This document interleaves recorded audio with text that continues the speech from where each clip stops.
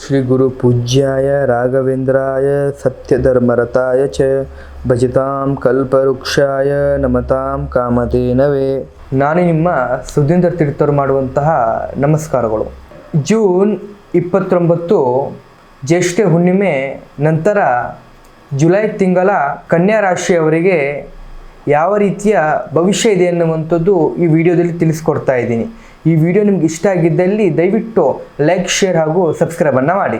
ಮೊದಲನೆಯದಾಗಿ ವೃತ್ತಿ ಮತ್ತು ಉದ್ಯೋಗದ ಬಗ್ಗೆ ನೋಡೋದಾದರೆ, ನೀವು ಕೆಲಸದ ಸ್ಥಳಗಳಲ್ಲಿ ಅತಿ ಹೆಚ್ಚು ನಿಖರತೆ ಹಾಗೂ ಶಿಸ್ತನ್ನು ಪ್ರದರ್ಶಿಸ್ತೀರಾ. ನಿಮ್ಮ ಕಠಿಣ ಪರಿಶ್ರಮಕ್ಕೆ ಮೇಲಾಧಿಕಾರಿಗಳಿಂದ ಪ್ರಶಂಸೆ ಸಿಗುತ್ತೆ. ಹೊಸ ಜವಾಬ್ದಾರಿಗಳು ನಿಮ್ಮ ಕೌಶಲ್ಯಗಳನ್ನು ಸಾಬೀತುಪಡಿಸಲು ಅವಕಾಶ ಸಿಗುತ್ತೆ.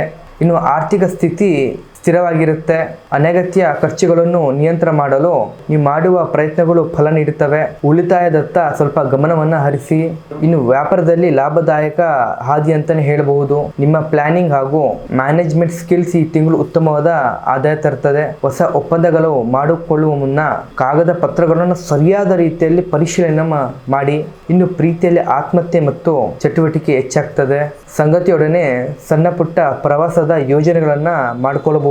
ಇನ್ನು ಮನೆಯ ವಾತಾವರಣ ಶಾಂತಿಯುತವಾಗಿರುತ್ತೆ. ಕುಟುಂಬದ ಸದಸ್ಯರೊಂದಿಗೆ ಉತ್ತಮವಾದ ಸಮಯವನ್ನು ಕಳಿತೀರಾ.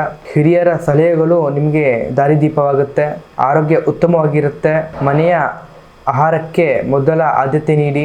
ನಾನು ಹೇಳುವಂತಹ ಸರಿಯಾದ ಪರಿಹಾರಗಳನ್ನು ಮಾಡಿಕೊಳ್ಳಿ. ಪ್ರತಿದಿನ ಶ್ರೀ ವಿಷ್ಣು ಸಹಸ್ರನಾಮವನ್ನು ಪಠಣ ಮಾಡಿ. ಬುಧವಾರದಂದು ಹೆಸರು ಬೇಳೆಯನ್ನು ಬಡವರಿಗೆ ದಾನವನ್ನು ಮಾಡಿ. ಮನಸ್ಸಿನ ಏಕಾಗ್ರತೆಗಾಗಿ ಪ್ರತಿದಿನ 10 ನಿಮಿಷ ಕಾಲ ಬ್ರಾಹ್ಮಣಿ ಮುಹೂರ್ತದಲ್ಲಿ ಧ್ಯಾನವನ್ನು ಮಾಡಿ. ಜುಲೈ ತಿಂಗಳು ನಿಮ್ಮ ಶಿಸ್ತು ಮತ್ತು ಯೋಜನೆಗಳಿಗೆ ಫಲ ನೀಡುವ ಸಮಯ. ನಿಮ್ಮ ಸಾಮರ್ಥ್ಯದ ಮೇಲೆ ನಂಬಿಕೆ ಇಡಿ. ಇದಾಗಿತ್ತು ಕನ್ಯಾ ರಾಶಿಯವರ ಜುಲೈ ತಿಂಗಳ ಮಾಸ ಭವಿಷ್ಯ. ಈ ವಿಡಿಯೋ ನಿಮ್ಗೆ ಇಷ್ಟ ಆಗಿದ್ದಲ್ಲಿ ಹಾಗೆ ಈ ವಿಡಿಯೋವನ್ನು ಲೈಕ್, ಶೇರ್ ಹಾಗೂ ದಯವಿಟ್ಟು ಸಬ್ಸ್ಕ್ರೈಬನ್ನು ಮಾಡಿ. ಹಾಗೆ ನಿಮ್ಮ ಜೀವನದಲ್ಲಿ ಯಾವುದೇ ರೀತಿಯ ಸಮಸ್ಯೆಗಳಿದ್ದರೂ ಕೂಡ ಈ ಕೆಳಗಂಡ ನಂಬರಿಗೆ ಕರೆ ಮಾಡಿ ಅಥವಾ ನೇರವಾಗಿ ಕೂಡ ನಮ್ಮನ್ನು ಬಂದು ಭೇಟಿಯಾಗಬಹುದು. ಧನ್ಯವಾದಗಳು.